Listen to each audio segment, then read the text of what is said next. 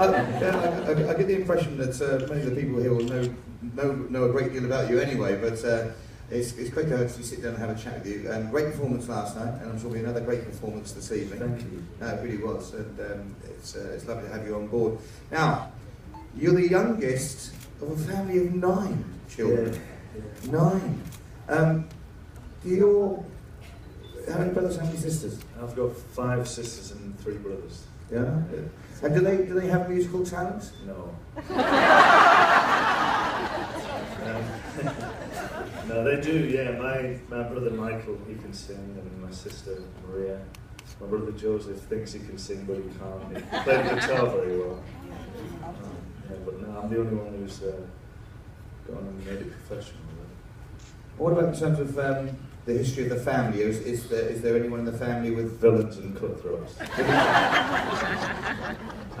Vikings is what I hear. You've got because contrary to popular belief, it's not an Italian background, is it? It's no. Norwegian.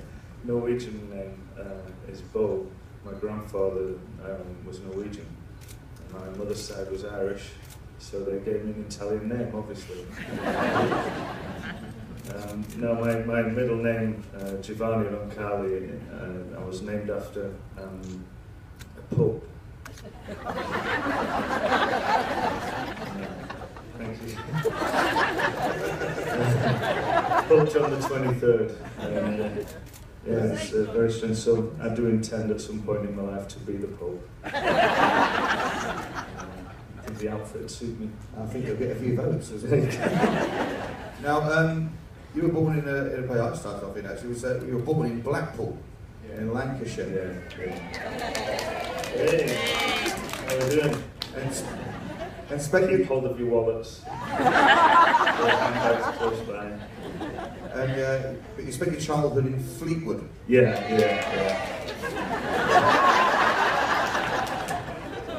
Stay in your cabins. Can you tell us about your earliest memories growing up in Fleetwood? Oh wow, it was really time spent on the beach for me. You know, I used to spend all my summers. Didn't really go away on holiday very much, but we ended up going to Lake District on some occasions, and then Lake District, yeah, cool. But no, my summers were spent really up at the beach. It was priceless. It was on my doorstep, so yeah, it was always there. And living in a big family was a great joy. Christmases were fantastic. My father at one point, one year, so everybody could sit together for Christmas dinner, he decided to knock the wall down between the living room and the dining room. And it was a little tiny council house that we lived in, and it wasn't big anyway, but he knocked a hole in the wall so he could shove 2 tables together and we could all sit around it. And then after Christmas he bricked it up again. And that was a waste of effort. Please don't try the same thing this year. We'll get wet very quickly. What about school? Did you have a favourite subject at school? Were you musically inclined at school? Or? My favourite subject at school was home time. I didn't like school. I hated school, actually. I didn't do very well. That's why I sing for a living. No, I loved art. Art was my favourite subject. And coming from an Irish Catholic family as well, if I didn't pass my religious education exam, I would have got belted, so that was the only one I passed. So yeah, art was something I loved to do, and now I picked it back up and started painting again, so as a hobby, so I really enjoyed it.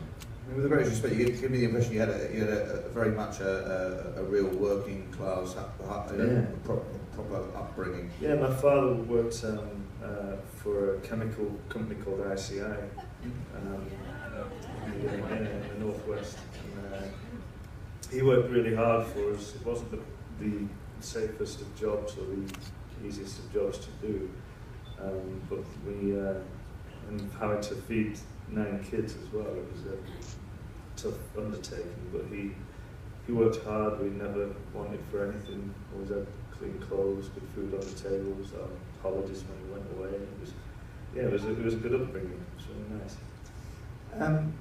You made your first public performance when you were 14 at Fleetwood's Marine Hall in a show called The Songs from the Shows. Yeah. Now, prior to that, we'll talk about that in a moment, but prior to that, did you have a habit of singing around the house, or? Yeah, I did. I used to sing a lot, usually to make a fool of myself or entertain the family, you know, and it was in the back gardens, we'd all gather around, and I think I have a home video of me dancing or prancing around, singing some sort of song, and everyone else in my family, my brothers and my sisters and my mum, totally ignoring me. I was like, I'm really putting all this effort into singing this song and dancing away, and I've got my little hat and my stick and all that sort of stuff, and I'm looking a complete idiot because nobody's watching me. I'm just sucking the lollipops with me. I hit them. Tell us about what was going through your mind when you had, I understand it was only a few lines, but that first public performance in front of an audience, what was going through your mind and everything else? It was awful.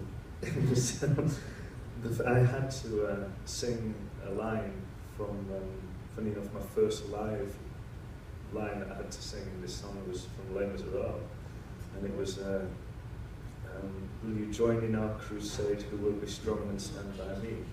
That was the first thing I ever had to say, but everybody was taking their turns to walk down to the front of the stage, and it was my turn eventually to sing this line. I was at the back of the stage getting more nervous and building up and the anxiety. I did this. It was like, I stood at the back of the stage and everybody was going, do you hear the people singing the song?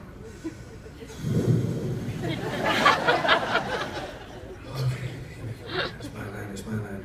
My line, it's my line. Will you join in our crusade?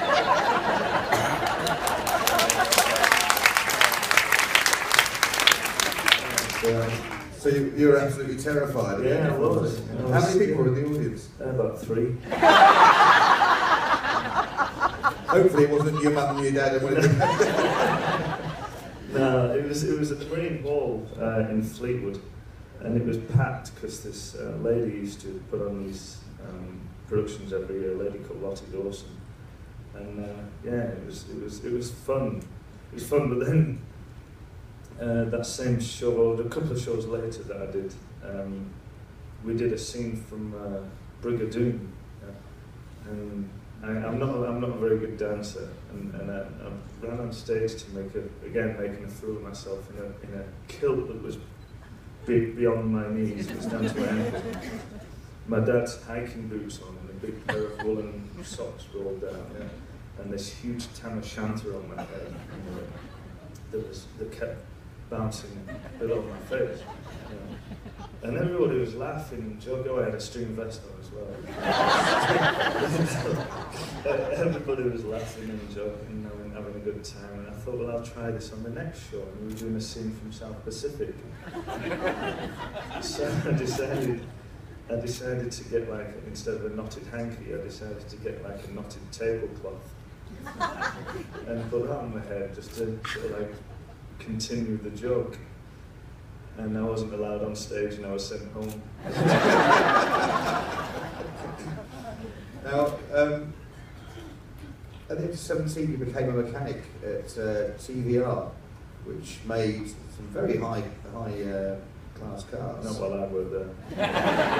Not while I worked there. Well, that's what I was going to talk about. You were at Bispham. Yeah. You weren't responsible for any of those mechanical failures with TVR, were you? They were renowned for their unreliability. A friend of mine said that he bought a TVR and he said that every time he put his foot down he got this thump in the chest. Yeah. And I thought, oh, that's the acceleration. He said, no, it wasn't. It was the speedo flying out. It was, I worked on the body side of the shop, so I was a paint sprayer, right? But I started off as what they call a matte blacker. It's probably probably the lowest job in the factory that you can get. You sort of lie underneath the car bodies and you spray them with a black undercoat, you know. I used to, it was horrible job. It was horrible. I used to come home and blow my nose with paint all over the place. Terrible. And then you'd come home because the cars were made of fiberglass too. You'd come home and you'd find little bits of fiberglass in your skin and it was itchy and horrible, and I looked great. Black paint, fiberglass, scratching rashes all over. Not good for your lungs. Not great, no, not good for your lungs at all. So I got out of there pretty quick. What other jobs have you had apart from working at TV outside of the entertainment industry? I worked as a waiter. I've worked as a barman. I've done security work in theatres as well. But, I worked stage crew was always something that I always fell into. I worked at Blackpool Opera House. When did you work? Oh my goodness, 90. I can't remember now. We'll talk later about 97, 96, 97, maybe for about 4 or 5 years. But one of the jobs that I did there was I was working on 42nd Street, and all I had to do was lift open this hatch and pass this dancer like a huge coin for her to put down on the floor and start tap dancing on. And the hatch opened and there was me fast asleep in the Was that 94? Something like that, yeah. Because I was in that show. It was Really? 94.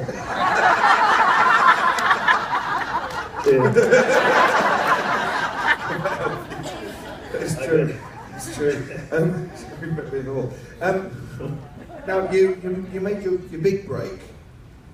For you really came about when you were over her. You used to sing for your workmates, didn't you? At the TVR factory, and then someone who owned or was having a TVR worked on, overheard you singing. They had connections in the music industry. Can you tell us a little bit about that? Because that's where fate has intervened, isn't it? Yeah, it is really. We all used to have our own sort of section to the shop floor, and we'd all have our own radio stations and whatever we would be listening to, and I forget what I was singing along to. Really don't know what it was. But I was working on this car, and the owner of the car said to me, he said, "You've got a good voice, why don't you do something with it?" And I thought, well, how do you do that? It's easier said than done. And he told me about an opera company in London that were auditioning for the next UK tour. And it was a company called Doyle Car. And I'd never heard of them, I didn't know what they were about. And so I thought, well, it'll get me away from the paint and the fiberglass if I can get it. So I went down to London for an audition.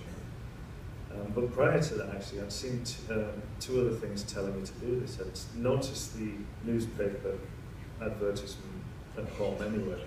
And I also had another friend who was a student at music school tell me about it. So there's like three people telling me to go up and do this audition. So I came down to London, took part in it. It was a bit scary. Again, I didn't throw up this time, but it was a little scary. I walked into this theatre in the middle of town, in the middle of the West End, and I was surrounded by all these opera singers and guys dressed in suits, parted hair and scarves on, and we were all warming up and all this sort of stuff, and I was thinking, okay. And then all these women in ball gowns, fancy frocks done up to the nines, and I was thinking, wow, this is horrible. And there was me in a check shirt, jeans, and my working boots. I walked on stage, and the only song that I'd really sort of learnt over the years was a song called "You Are My Heart's Delight," which is a Lesley song from a musical operetta, and it was a song that my father always used to play around the house, so I got to learn it well. So that was the song I went along and sang for, and stood on this stage, probably not much bigger than this really, and looked out, black auditorium, couldn't see anything, just one light hitting me. And even the piano player was in the darkness. He just had a tiny light for his music, and it was quite a nerve-wracking thing. And after I'd finished the song, it was just silence. And I just thought, well, that's either a good thing or a bad thing. I don't know. Are they still there? Hello? And they said, could I come back next week? So I thought, well, was this not good enough? And so they invited me back for a second audition, met them all again in a rehearsal room so I could actually meet and greet them, and started singing on the piano. And they didn't ask me to sing any songs, they just asked me to show them how high I could sing. So I went through the scales, started getting higher and higher and higher, and then hit a top C, which is a pretty high note for a tenor. For any man. There you go. Pretty high. And so they offered me the job. They offered me a tour of the UK with their company. I went home, handed in my notice. All my work colleagues, the guys in the factory, were so pleased and so happy for me. I think it was partly because I wouldn't be around singing for them. But my boss, Mike Penny, my boss, said, what are you going to go and do that for? What are you going to go and lark about on stage for, dressed up in costume? You're an idiot, He said, you've got a good job here, you're on 80 quid a week. 80 quid a week, starting at like 6 in the morning, finishing at 9 at night. It's like a singer's version of Billy Elliot, really, isn't it? Well, it is, but it's true. What was it like to move from being up in Blackpool and having, being part of a working class family, being brought up in that area, doing the job you were doing, and all of a sudden you're thrown into what I have to say, is a very affected business. People can be quite nasty. People can be. It's tough, and a culture shock. How did you cope with the culture shock of stepping into show business, which is pretty much a pretty closed operation where people sort of almost shun outsiders, don't they? I mean, how did you cope with that change in lifestyle? Well. I have to say, I think in the company that I joined, the Dolly Cart, everybody was wonderful. They were beautiful people to work with, and they knew it was my first experience in the business. So I was protecting them. I was looked after very well. They were really sweet. As far as like being affected or anything like that, I've always tried to be me, I don't think I could be anything else, it's too much hard work to be anyone else. But were you shocked by the culture that you walked into because of that sort of high art and that side of show business? Well, the Doily Cart company had an amazing audience. The age range was spread throughout, it wasn't such an audience that would maybe go to a Royal Opera House or La Scala in Milan, a place like that. They just seemed like my people, seemed like family, seemed like home, and that's how I feel whenever I play to my audience now. They feel like friends and family. Thank you. So I never really was affected by the sort of audience that we were playing to. The first performance was a bit of a disaster. I was dressed as a sailor, and I had this kit bag over my shoulder, and I had to do just one simple thing, just really simple, and just walk across the stage, do a little dance in the middle, walk across to the other side of the stage, and throw my kit bag off into the wings, and then come round to the front, to the back of the stage, and then walk down to do the dance routine. And then walk to the middle, fine, got to this side, threw my kit bag off. It caught a cable that had a mechanism at the end with a huge red button, that landed on the floor and broke the house curtain. And that was in the first minute of the show. So I didn't notice this because I ran up to the back of the stage, turned around to him down, saw the curtain was down, and saw that I'd caught the guy that was behind me with his kit bag. He'd got trapped underneath the curtain and he was trying to struggle to get out. But the audience were laughing, and I just thought, this is great. I'm going to get sacked again from the theatre. But it was fun. You gained a place at the very prestigious Royal College of Music. Yeah. What was the training like there? Was it very harsh? Yeah, that was hard. I never had any sort of formal musical training. And I don't know if you've ever seen that building, but it's a bit like Dracula's castle. It's a scary place to walk into. And you go in there and you just feel the history and of the people that have been there before you. And yeah, there's a lot of... Sorry? The Queen, yeah. Yes. Queen, the band. Oh, Queen, the band. Oh no, that actually, I'm going to say no. That they went to. It was Brian May, who went to Imperial College next door. Yeah, he was a astrological astronomer, cosmologist. He looked at stars. Yeah. But no, that was really the connection with Queen. They went to the Imperial College next door. But no, that building was quite something. You know, the grandeur of it was incredible, and the pressure put on you as an artist to perform well and to do your training and be the best to represent the Royal College of Music was a big deal. You know, we were greeted on our first day by the director saying, "You are the pick of the crop. You should be so proud to be here. You represent the Royal College of Music. You are the elite artist to be here for this year," and blah blah blah and all that sort of stuff. And then when I joined the National Opera Studio, there was a great guy called Richard Van Allen wanted to greet everybody on the first day, and I thought, okay, here we go, another one of those la-di-da talks sort of thing. And he said, right, welcome to the National Opera Studio. The library's downstairs. There's a few rehearsal props over there. He said, let's get at it. And that was it.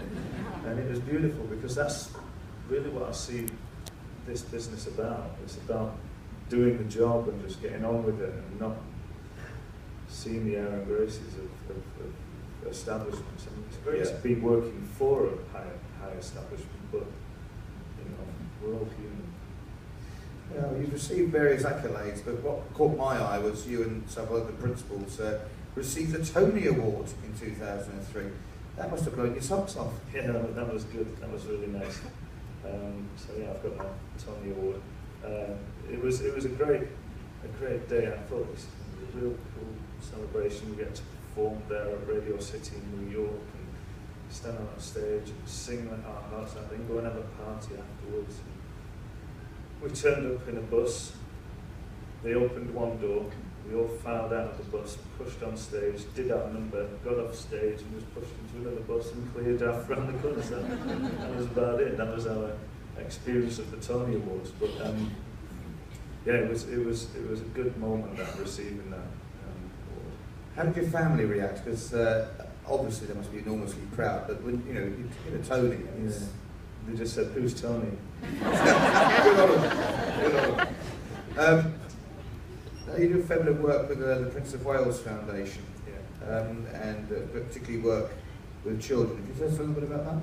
Yeah, I was appointed an ambassador for the Prince's Trust, but also at the same time Prince of Wales Children and Arts Foundation, which is basically we go to areas. My division obviously is music and singing, but the arts covers a huge form of art, really, from dance to photography to still art. So what we do is we go to schools or invite groups of children to come and see a show, then we take them backstage, show them around, give them a bit of experience in the orchestra pit, let them try out a few instruments, that sort of thing. But these children are children that have come from underprivileged areas or suffered abuse, suffered you know, malnutrition, whatever, and illness too. So we take them all on board and try and inspire them with a bit of art, and if we can ignite that little flame inside them, like, you know, what happened to me when I was a kid, we're doing something good. It gives them sort of like something to aim for and something to look forward to. Have any of the children that you've coached or introduced to music gone on to a musical career, do you know? Actually, no, they've all hated it. Now, there's a number of kids that have now that have started singing lessons, and because I've heard them sing and they sound wonderful. They've got real good potential, and also musicians as well. Once you take them down into the orchestra pit, it's incredible to see their natural ability, their natural talent come out, and then you have to encourage that. But sometimes they don't get that from their parents. That's a great word for the place to keep musicians. Pit. Yeah. Royal Albert Hall 2011, last night at the Proms. Yeah. An amazing thing to do. I mean, the Royal Albert Hall is a fantastic venue anyway. Yeah. But last night at the Proms, I mean, what does that feel like to stand with all those flags waving and everyone in full gusto? I can't remember that gig. Yeah, it was a good one. Yeah, as far as I can remember. So I've done a few. Seeing all that pageantry and everybody be there for a good reason and just out for good fun. That's what classical music should be about. You know, that's what it's about. And I've always believed in that it was all about having fun and enjoying it and sharing it with all different types of people from all walks of life. Well, that's the thing, there's a perception of classical music, isn't there, from which you're breaking down, aren't you, really? You're breaking down that perception of classical music and opera being only the reserve of a few elitists, which you're proving is not the case, just by being yourself, actually. I don't ever think I'd really break it down fully, and it's not my intention to, because I think it's people like to appreciate it their own way, you know, and the people that like to get dressed up and see it as an elitist art form are perfectly in their rights to do that, you know, because it's the way that they appreciate it. I just like making it accessible. I like making it. I don't like locking that music away behind the doors of a big building, a big white building in London or anything like that. I like to be able to take it on the road and tour and go to people's homes with it. There's one thing that I did when I was a young singer for Scottish opera. I did this thing called Opera Go Round, and we rehearsed an opera in the Opera House in Glasgow, and then it was a small production. We jumped in a van and basically drove around Scotland, the Highlands and the Islands, and we started performing this opera every single night or every other night to audiences of, I don't know, sometimes there was 5 people in the audience, sometimes there were 500, sometimes there was a dog barking in the corner, and other times there was a row of kids at the front cracking open cans of soda and eating crisps while he's singing an aria, and it's great. It's experience, and it's real life. Like last night, there was a young couple in the audience with their baby, and they were. I could see their concern on their face on how, you know, important this was to keep this baby quiet, and it was just not like that. I want performance and audience it to be one room and to be sort of real life. And so when she stood up to take the baby out, I told her to sit back down. I was in the middle of the song as well at the same time.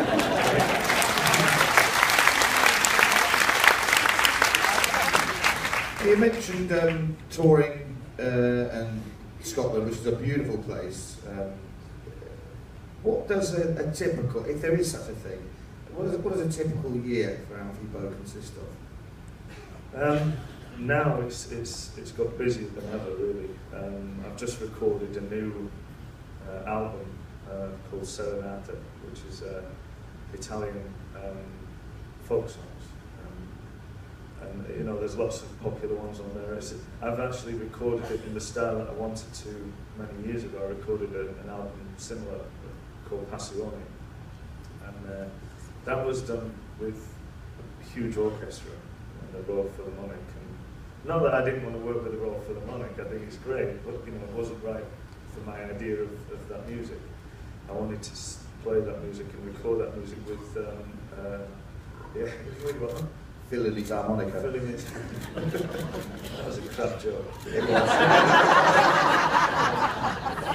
Paid for. No, I wanted to record it with a small band, you know, like 2 guitarists, drummer, bass, accordion player, and mandolin player, and keep it very traditional and have that sort of street vibe, that Italian street vibe. And we got that. I think we got that. Then the record company, you know, wanted to fatten the sound and build it out a little bit. So we have strings on there, but they are sort of like an embellishment rather than the lead form of the song.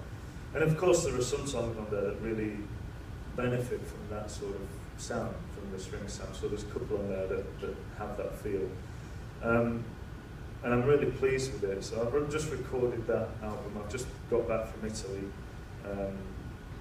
filming the TV commercial. We had to film a scene in the town square in a place called Positano, which is on the Amalfi coast. It's a beautiful place. And started singing to backing track,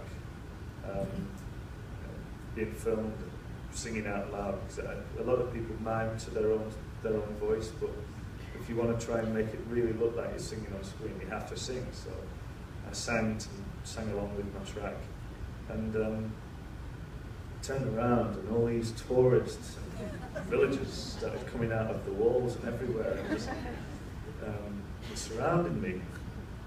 And then the parish priest from the church came down, and then a sailor, for some really bizarre reason, turned up, and then these two guys started doing disco to the songs and dancing in front of me, and it was the best because it showed the people that I was working with what I've been talking about and what I've been saying about this music is how spontaneous a reaction it gets and how beautiful it is. You know, when I'm performing this music, like I do a few songs in the show that I'm doing here, and I want to be down among the people singing it. I want to feel everybody else's energy. You know, I mean, you can't really.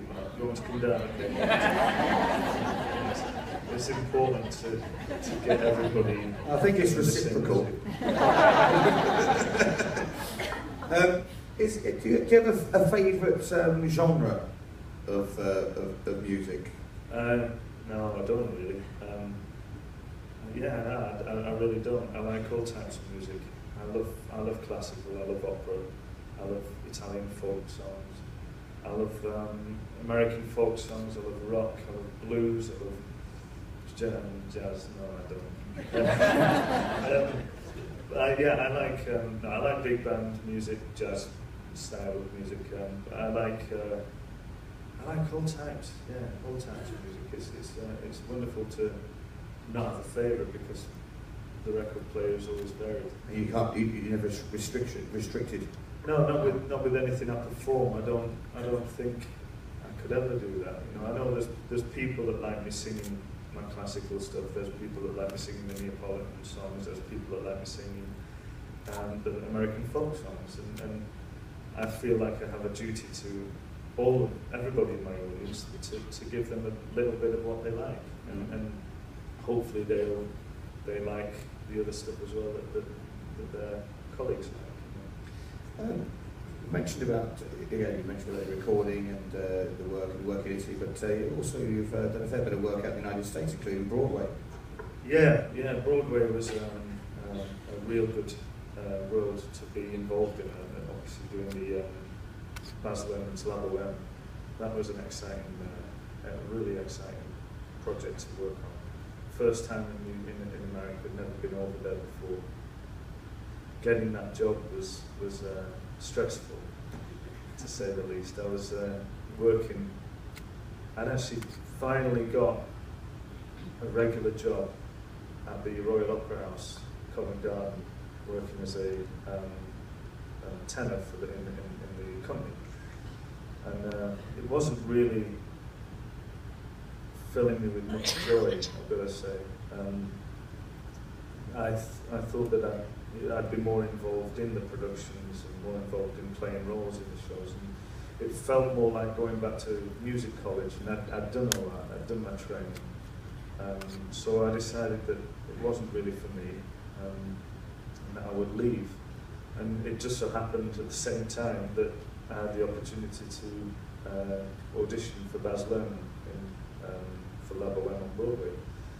So part of the curriculum at the Royal Opera House was to sit and watch operas, to study other singers and study productions. And one of the operas I had to see on this particular day was an opera called Parsifal, and it's 5.5 hours long. So, yeah. I had to watch this opera, and I used to take a pillow in from home and put it on the floor in an opera in one of the boxes and just lie down and go to sleep. You know? And I got up at one point in the interval and had the opportunity to run over to see Baz Luhrmann. So I jumped up, ran out of the theatre, ran over Waterloo Bridge, went to this rehearsal room, walked in and sang to Baz Luhrmann. And it was quite bizarre, because I mean, this was a film director who'd done Moulin Rouge and Romeo and Juliet, and meeting this guy was quite incredible and very special. And then he had to sing the aria Che Geli da Manina,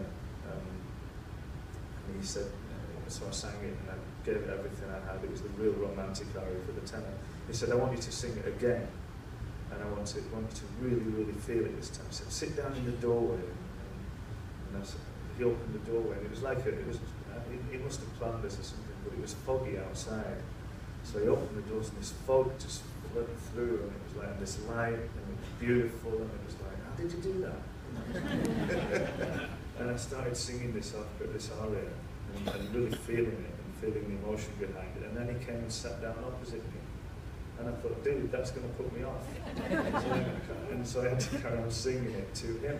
And it's a love aria. So like Mimi, who's supposed to be tiny and pretty and slender, and and he's tall, bleached hair, bloody Australian guy with a beard. So I'm singing this song to him, and I got the job anyway. Didn't have to sleep with him. Does he write?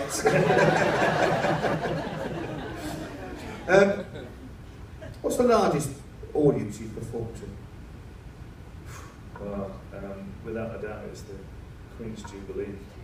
It was huge. I think there was about 250,000 people down the Mall alone, and then in the stands there was about 70 or 80,000 people around the stage. And then in the parks behind the stands there was, I don't know, my goodness, I couldn't put a figure on it, but they said there was, over 2.5 million or something like that around the palace. If you get an energy from an audience you're on stage, but the energy coming back at you as a performer must have been absolutely overwhelming. Oh my goodness, yeah. That was one of the precious moments of my career, waiting to go out onto stage. I've been introduced as Britain's favourite tenor, played Jean Valjean in Les Miserables, soon to be Miranda Hart's new husband, all that sort of stuff. And then I walked out on stage and started to sing O Sole Mio. And I knew what was coming, but I didn't expect the audience's reaction. So I started singing O Sole Mio, and then when I got to the end of the song and hit the big note, the band ripped into the start of It's Now or Never, the Elvis number, which is the same song, same tune, different words. So I started doing that. When I did that, the whole crowd in front of the stage went crazy. It was amazing. Flags went up and people were dancing along and jiving and all that, and it really actually brought the joy of the moment and why we'd all gathered as a nation to celebrate this wonderful time. And it was an amazing time for me. And then getting to sing on the balcony was something else as well. Just Renee Fleming's dress was something else. Taking the whole balcony. And outside of your professional work and what is clearly overwhelming passion for music and so on, do you have any hobbies outside of your work? I'm a frustrated drummer. I like to play the drums. I didn't notice that. Yeah. I like playing the drums. And I used to be in a few blues bands and things when I was younger. I still like to play a few things with some friends and that. And I'm actually going back to America to go and play, get up and sing a couple of numbers with my friend's band, and then playing a small bar called Fiddler's Elbow, which is just down the road from where I live. So I'm just going to get up and sing a couple of blues tracks with them. I just have a good time, I enjoy it, and then get up on the drums later on that night as well. But I love that. Cooking, I love to cook. Being in Italy on this trip was wonderful. I got to go to a place called Mama Agata's, who's a wonderful Italian chef. She said, come round, we'll have a cooking school and I will teach you all this Italian cooking. Basically, you don't get your hands dirty, you don't actually get in there and do it. She does it all, she cooks this wonderful food. You just end up tasting things and getting drunk off limoncello. and it's brilliant, it's wonderful. I had a great time, what I can remember. But I also like to paint as well. Thanks. Yeah, I just started doing some... Well, it goes back to your origins, doesn't it? TVRs. Yeah, different sort of thing. What's all my pictures are black.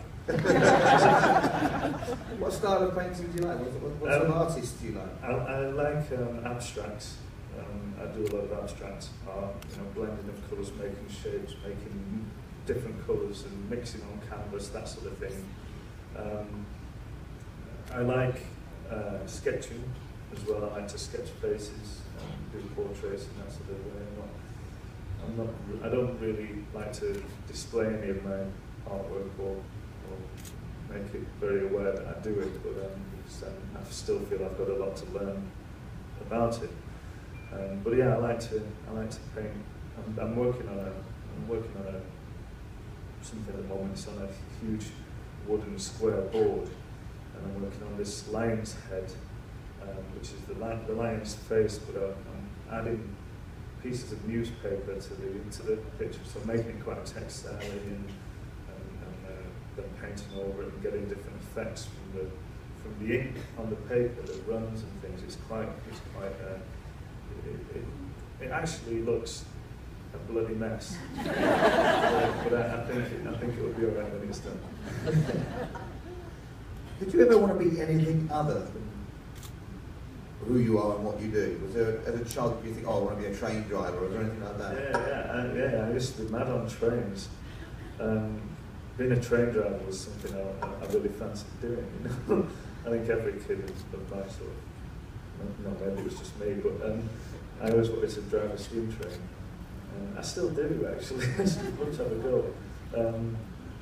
I wanted to, there's a number of other things that I wanted to do. My brother was in the forces, and I always thought, I want to be in the army, I want to do that as well. But no, it was really the singing that sort of spoke to me. And on my way to work one day, I'd stopped singing for about 2 years, but on my way to work at the car factory, for some real strange reason, I don't know why, I just got this real urge, this real passion and spark of light inside me that says, you have to sing. You have to go away and sing, you have to sing, you have to do another show. And I don't know what that was, I don't know how that sort of came about. I did find it quite strange, and very interesting, and very exciting. and that was when I really started to get back into performing again in amateur operatics. And then while I was doing that, singing at the garage, and you know the rest. Is this your first ship that you've performed on? It is, yeah. This is It's lovely.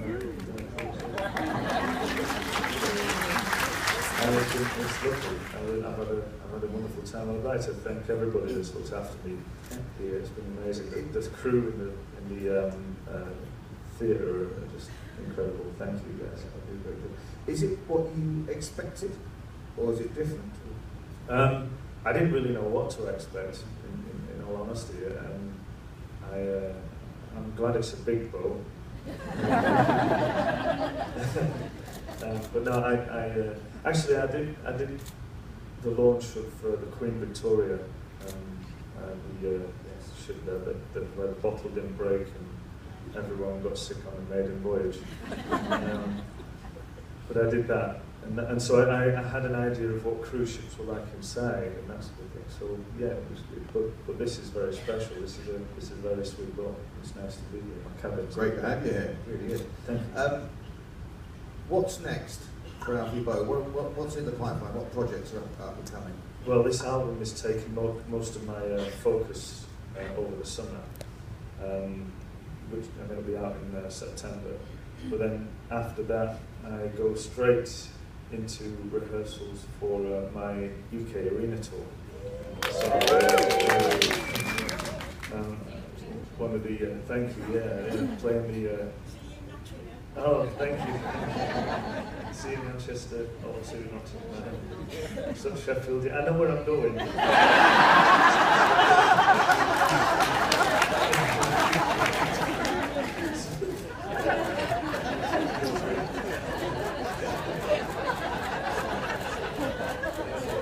It'll be quite something to play these wonderful venues again, and also play the O2 just as Alfie Bow.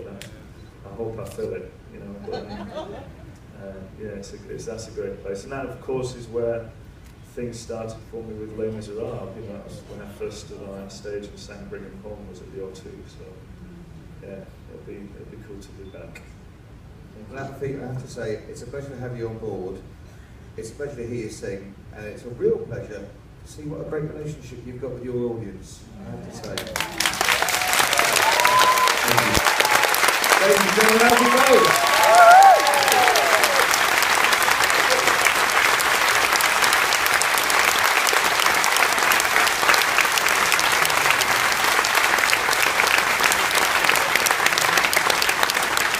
Well, thanks for coming along, everybody. We've been talking for almost 15 minutes. You haven't eaten in that time. You must be ravenous right now.